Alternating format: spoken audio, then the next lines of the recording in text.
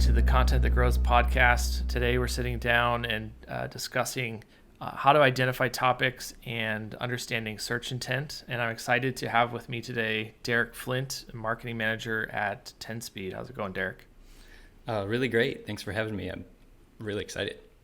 Yeah, you bet. So Derek's been with our company for a little over a year and started out as a strategist on our team. So is very, very familiar with this work and kind of doing it for a number of clients. So excited to be digging in today. And so essentially what we're looking at is, if you didn't listen to episode 1 of the season, we really kind of covered how to identify an ICP and understand their pain points so that, as your company's thinking about creating content that's focused on the ICP, how to do that. And so then this is the follow-on of, how to identify those topics. So once you know your ICP that you want to attract with your content, how do you identify the right topics and then also understand the search intent behind each one. So for today, a couple of things we're really going to cover is making sure that the topics really mesh well with your overall content strategy. Shouldn't be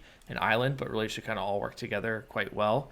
How you go about, identifying and creating topic clusters, evaluating topic performance, understanding search intent for topics, and then also some common pitfalls with selecting topics. So, jumping in, I think it's always helpful. I think a lot of people have access to Hrefs and SEMrush, Moz, any of those, but even then, you kind of have to know what you're doing to get started to even build a roadmap of topics. Otherwise, you're going to have maybe super generic things. So, what are some of the things you kind of think about, Derek, when you get started in the first place and thinking about ICP and just where do you go to find topics? Yeah, I think where I like to start out, and I think as an agency we've sort of adopted this framework as well, is starting as niche as possible in terms of being as close to the product or the ICP and pain points as possible. I think a good example of this is we work with almost entirely software companies, and you just sort of work your way down. So what kind of a software company are you? Well, we're customer support software. And then you move down further. They probably don't do all of customer support. So what are they? And they may be, they specifically are text messaging software. So now we've got this sort of body of content, topics that we can work around. We're okay, what do people need to know about text messaging or text messaging software? That way we're more able to start out both focused on ICPs, but we can remain product-led even within a content-led approach. Yep. I think after that, I would just say I naturally seem to lean toward, and I think in discussions with you and Kevin, retention style content, like retention topics or sales enablement topics. Mm-hmm. Part of that being, it's likely that, I know on the last episode we talked about customer success and approaching those teams for topics.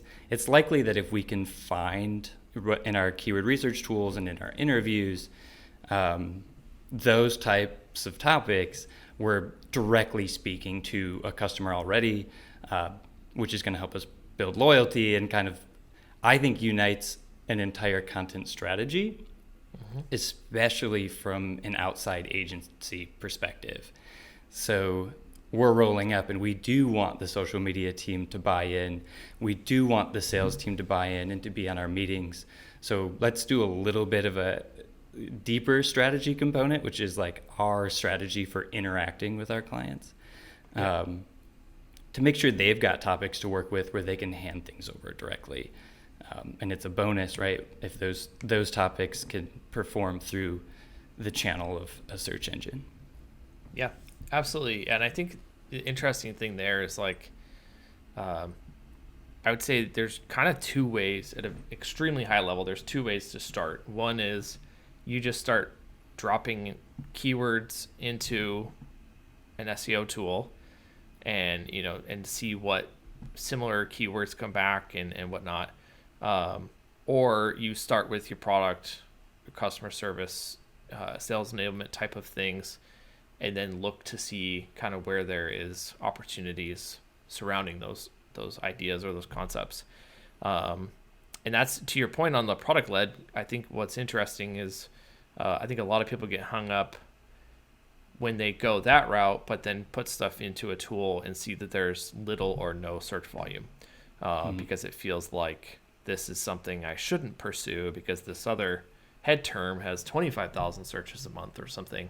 And I think that's a big miss a lot of times, is that not understanding that, you know, the tool may show 10 searches a month. One, that doesn't necessarily mean that's the reality.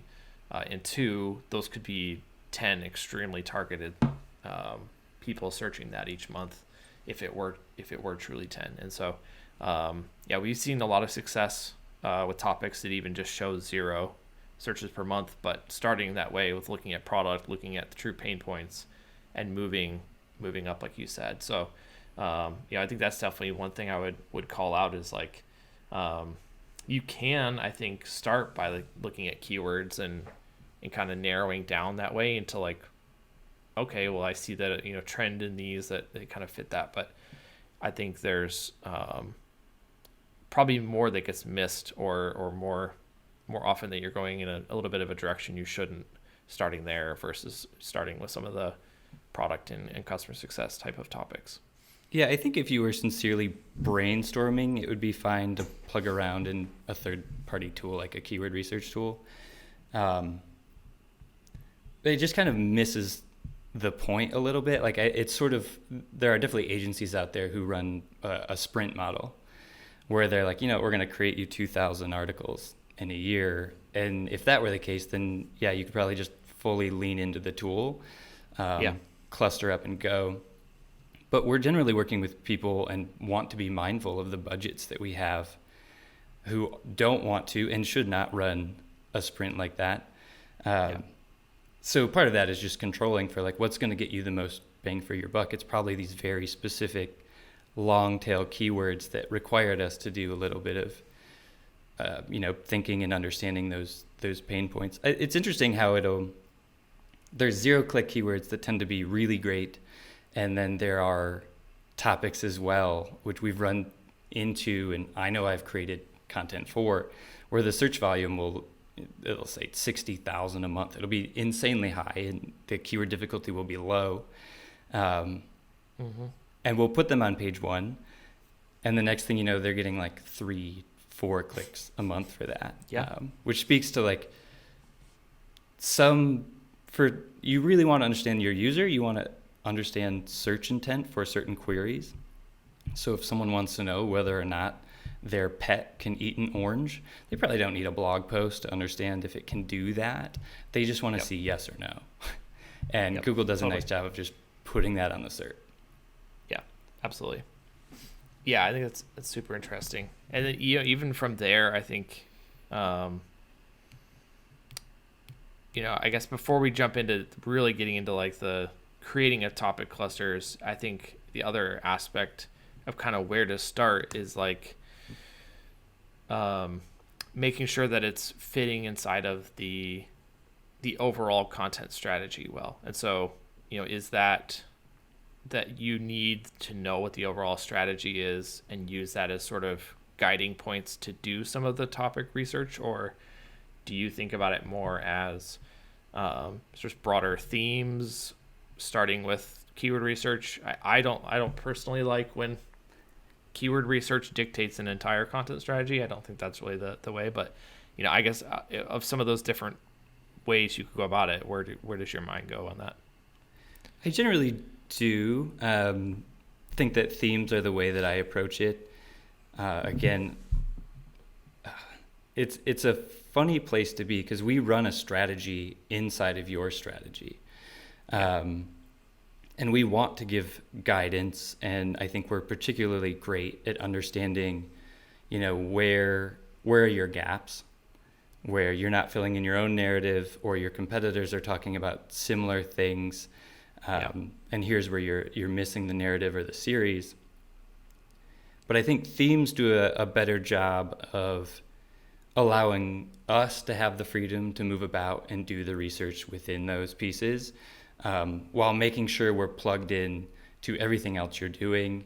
We're making it easy for you to distribute our content because of topic alignment via your other channels. So if you're emailing out all about one theme, then the piece that we're doing that's optimized is going to fit naturally into that. And no one's going to feel the jarring effect of just like random siloed SEO efforts. Yeah. Totally agree. Yeah, and I think that's very much where we landed as a scalable, repeatable solution when we're building stuff at Sprout too, was just we kind of know overall what's happening from a product marketing perspective and the direction and high level points on the product roadmap, and we understand any sort of brand campaigns or initiatives around that. But within that, there's sort of the autonomy to kind of build the topic roadmap, which gives flexibility to do any refreshing of existing content that needs to happen.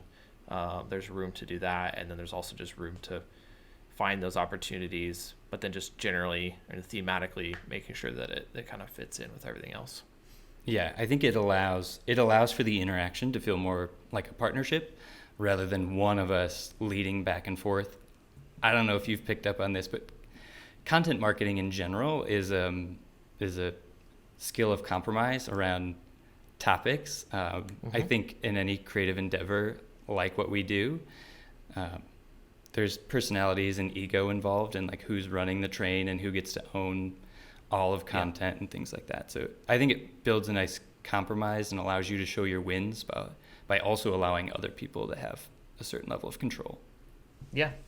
I mean, that's a great point. I think from an overall content strategy, I mean, that's very much been my perspective around the point of compromise is like, if something's written for thought leadership or point of view type of piece, it shouldn't have to go through an SEO review or something. And like if you have this killer title or hook or something, let's not dilute that by trying to force some keyword into it, Right. Just understanding, from a podcast to a video to any other type of content, what's the intent behind it. And if the sorry, we're going to kind of use that term in different ways if I say that. What's the goal of the content is what I mean. And so if the goal is first and foremost, the goal is not for it to rank organically and generate organic traffic, then it shouldn't really have to go through that level of review or trying to optimize that stuff. So to me, yes, the compromise I think is a great point to add. Yeah, I think there's an advantage if you're not doing it right now to keeping your SEO agency involved in the overall strategy, not just from like a siloing perspective, but I do want, clients to write their thought leadership pieces and the pieces with, potential for high virality on social, things like that. But what I don't want to happen is for them to be publishing and us to not have any idea what the topics are that are coming.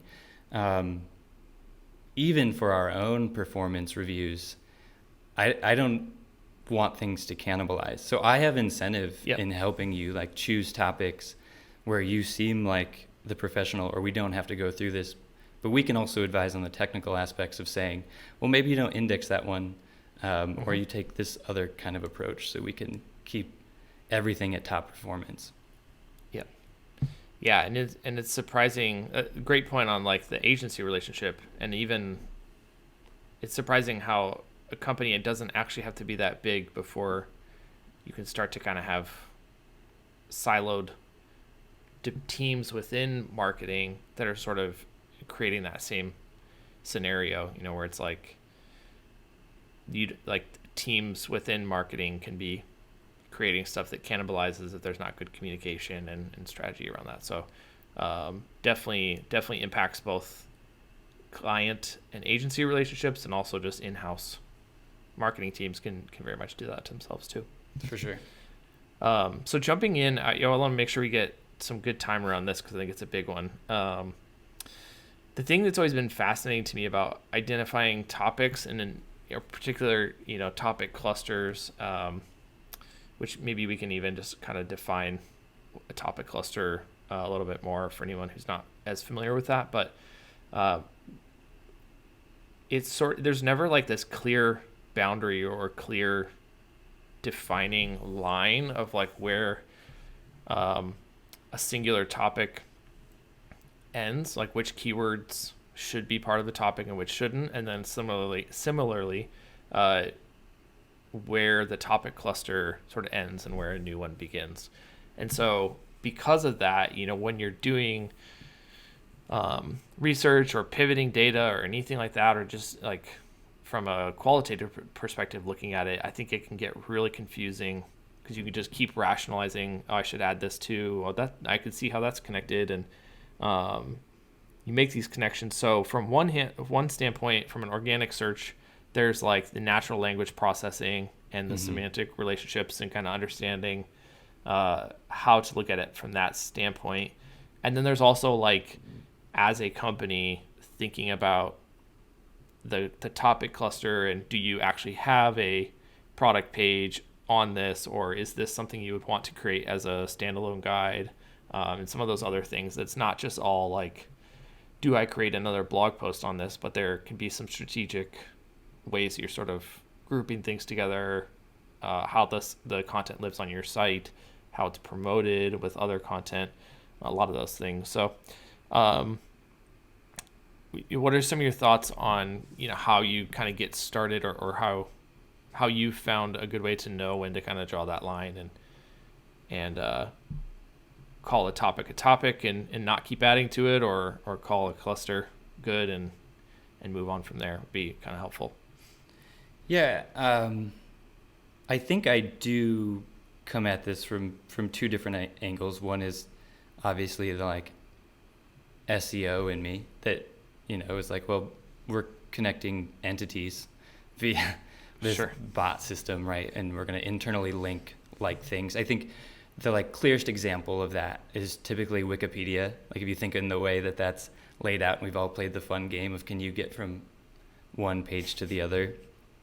The other really clear example I think of pillaring and clustering, to your point earlier, and helping define or visualize it, is e-commerce companies tend to do a really nice job of pillaring and clustering. If you think about the pillar being the category page and the cluster being all of the products related to.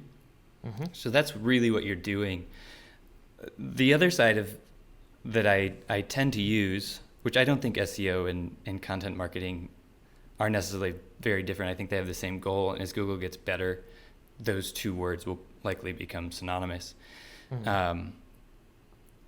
Is almost a more intuitive storytelling archetype approach. Some people will call this, I think like Rand Fishkin might call it a series. So how do you get people interested in episode 1 through 9? Well, they should be similar, and you're going to naturally, you've deemed those 9 things kind of go together. And then I think courses are another really interesting way of thinking about pillaring and clustering. It's like, well, what's every topic you would want to cover in order to make someone feel like they learned what they needed to around this topic? So I think those are kind of succinct ways of understanding that. I just don't think anything's that pretty out in the wild. And I think results can come in with more novel ideas than just doing that. So, for instance, I know I've run a strategy a number of times of thinking of, challenges to doing X, right? And a list of challenges comes up around a topic, and these are the challenges, and then within that you kind of take a high level approach to list those out, and maybe you offer one solution. But then each of those challenges likely has a more complicated solution to it and needs more detail added. So each challenge could then become its own cluster piece. And you're finding a keyword that matches across each one. And that sort of relational aspect and the internal links you're going to use to connect all of those things are going to create the correct signals. Yep. Google's process is wildly complicated, and it knows how to relate all these pieces together.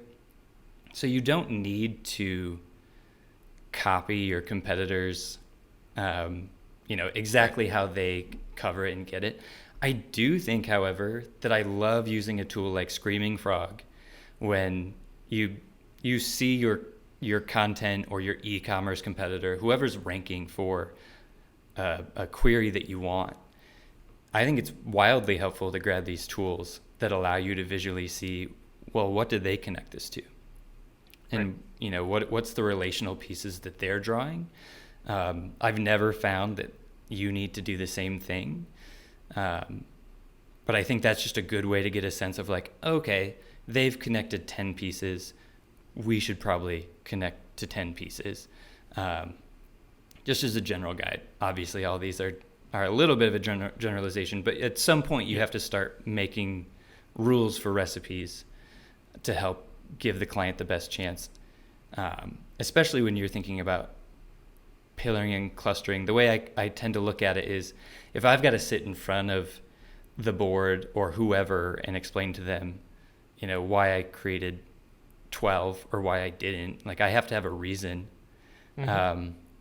So if the page sitting in position 1 has 10 cluster pieces of content propping it up, and I have 2 and it's not performing, well, there's your answer.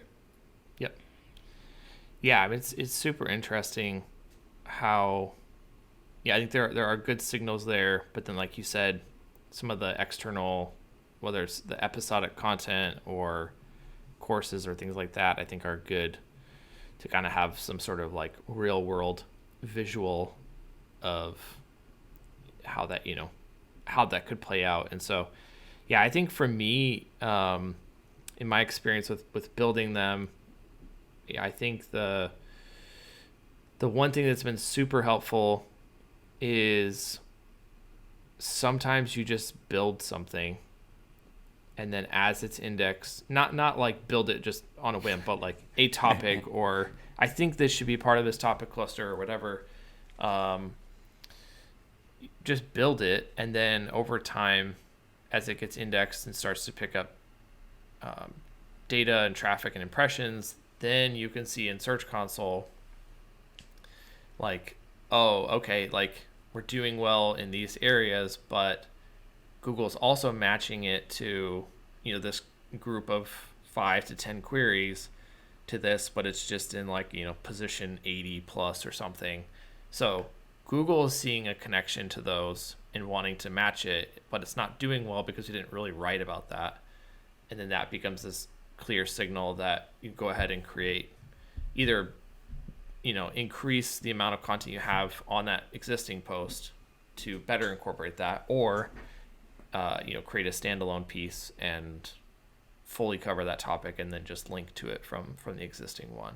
And so I think that's, one of the things that if you're really just kind of getting twisted up and unclear, like, do I include this? Do I not? Sometimes you just kind of roll with it and then look at the data as it starts to come in and just see, did I make the right decision? Did I leave some stuff out and go from there? How do you feel about the pillaring and clustering strategy, but across different types of content on a website? As in like formats? Yeah, so, I guess as an example, using service pages along with blog posts to kind of complete this pillar and cluster idea. Yeah.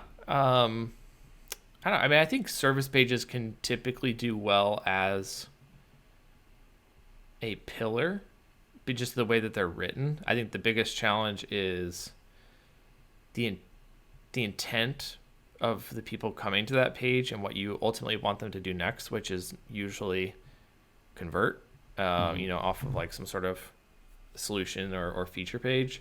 I think the big challenge there is having a natural way to do all the internal linking to the supporting pieces without just taking people who have a commercial purchasing intent and taking them off into content, which is sort of going the wrong way. But I think they generally fit well, but definitely like all content marketing formats, I guess, like creating a cluster that includes video and podcasts and blog posts and, whatever else type of formats. I really like that. I think the go-to is sort of just to think about topic clusters only as blog content, but I think certainly there's a lot of value in being able to kind of collect all of those together into one. What about you? Yeah, I think it generally has, when plugging into a company, it feels like it does depend on what their services or features are. Like if we were going to go back to the service thing, like this is less of a software play, but you see it all the time in the legal sphere. So lawyers will, especially personal injury lawyers, will run across their service pages, which will all be keyword optimized. And then the clusters will be their blog posts, and they'll filter in. And it's that internal linking. I think a lot of times in software, I don't see it as much, but that's because the pages are a little more sincere and genuine and less pushy. And to your point, like they're fine to drive someone from a blog post or another appropriate page into. But I still think if, to your point, you've created it and we can see it in Google Search Console, that page is generating queries and being understood for queries that belong in a cluster, then it definitely makes sense. But again, I wouldn't drive them off my service page and backwards. Right. Yep. Cool. Yeah, I agree. Yeah, we actually,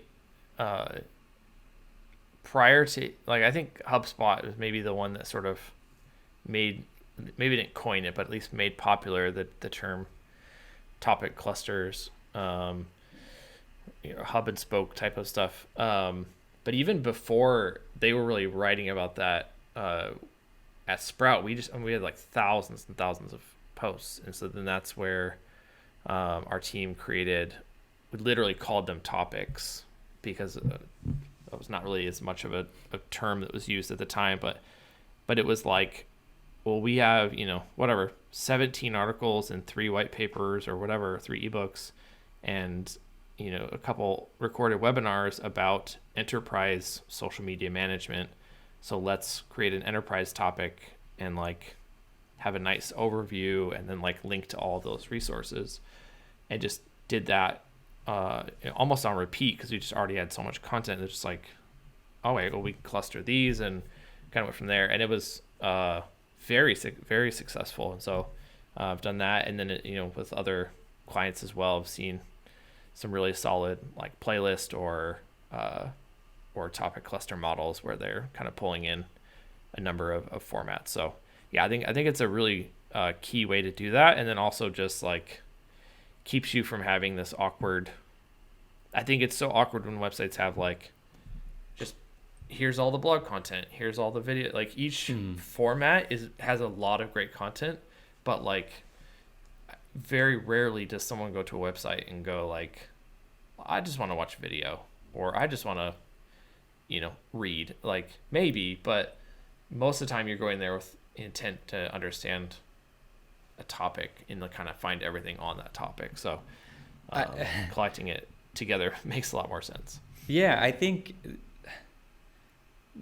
if you're I feel like SEOs have an advantage in content marketing and general website building, simply because the frameworks with which you're forced to think about the setup and topics to choose put you in, you eventually just start to recognize good UX. Like these things connect together, right? We had to do it more on like a technical end starting out, where it was like, okay, how do I interlink these or do whatever? But I think you can be a dangerous content marketer with no SEO experience and just start to understand like, well, what things go together? What topics should connect? How are these thematically related? We can group these in any numbers of ways as long as it really does make sense. And you'll see the SEO benefits from that, but you'll also be making the person's life easier who's trying to navigate all of that. Yep. Yeah, and even like just taking a step back and thinking about what format makes sense for this topic. Mm-hmm. Like, well, this is a highly visual thing. Maybe it shouldn't be a blog post with 80 images. Maybe it should be a 3-minute video that gets the same thing across. And so, yeah, totally agree. I think, to that end, like that is ultimately what ranking is about. Ranking is not trying to hack your way into like doing it. It's Google is rewarding websites with the best experience and best information relative to what someone's searching. So, right. Yeah, I think, that gets into like, if you want to, we get all the time, as anyone does, like people who give you basically a headhunt list of keywords they want. Mm-hmm. And they're like, how do I get that? And the secret is, well, type that word into Google and see what it gives you. If the entire page is videos, don't create a blog. Like that's a topic that needs a video. Yeah. Which is the perfect segue into, talking about how to understand search intent. And so, again, topics is, maybe we should have defined this a little earlier, but topics, as we say topics from a search perspective, we're talking about ultimately a keyword or topic, like how to set up a CRM or whatever it might be. But the nuance there is like the topic is something that there's information to share sort of beginning to end, and it is not limited to one keyword, but really that there are tens, hundreds, even thousands of keywords that ultimately match to that topic. And so thinking about it from that perspective. So I should have said that earlier, but now as we're thinking about identifying the topics and what we want to create content around, the key is really understanding the search intent behind it. So as Derek, as you were just saying, one super easy way is just to take a keyword phrase, type it into search engine, and look at what's there. And so at a high level, search intent would be what the person is trying to do when they search whatever the keyword phrase is. And so obvious answers or obvious examples around that would be, Nike Air Max size 10 has pretty clear purchase intent. That is someone who's very specifically looking something up, specific model, size, they want to buy something. There's like navigational stuff like Facebook login or whatever, where you're just trying to get to a website. And then, a lot of what we deal with is sort of the like commercial, informational, educational. But even if there's just high sort of nice little labels to put on stuff, there's a lot of nuance within that. And so, again, as you're saying, searching, if you see a ton of videos, probably don't do a blog post. Similarly, if you see a bunch of home pages of like other software products, then that is a signal that Google is sort of interpreting this intent as like people that are trying to find tools or software, versus if it's 9 out of 10 on the first page are 54 examples and 26 examples or whatever, like all on a blog, then like trying to rank your homepage is probably not going to work, because there's some ideas around intent that people are researching or trying to find large number of examples. So pretty crude examples, but I think it's important, and is really a big piece of this is not only are you identifying the topics, but then understanding the search intent behind them to know how to create the content in a way that satisfies that intent. Yeah, I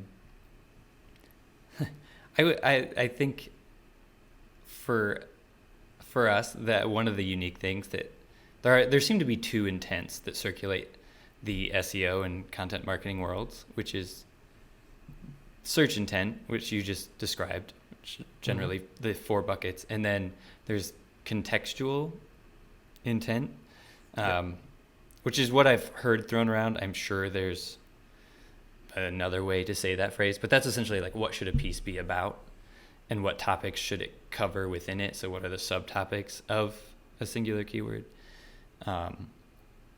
Which I think are important sort of when you're moving around multiple points of search intent, especially if you're surfing around for volume and you're like, I want this traffic volume. A lot of people love to pick topics around seed keywords. But you can pretty quickly get a sense of how confusing and challenging some of those seed keywords are once you start to understand search intent. Yeah. So you can imagine, I think I've written about this before in a newsletter, but the word goldfish, if you just think about it, and then you think about who might be looking for goldfish, well, that SERP is all over. The search intent for that is unclear. Because it could be, well, are you looking for a restaurant? Well, not for goldfish, but do you want to buy a goldfish as a pet? Do you want to locate a store to buy that, for local search? Is there a place around you, like a swim school named Goldfish? Are you looking for the brand? Are you trying to buy snacks? It gets really confusing. So then when you're looking at like, what content should I create, it's probably best, depending on if you're a local place or not, to look for a longer tail keyword that has a more clear search intent. Longer questions or topics where you can more naturally think of like, okay, I understand exactly what we're looking for here, or easier targets and probably better targets.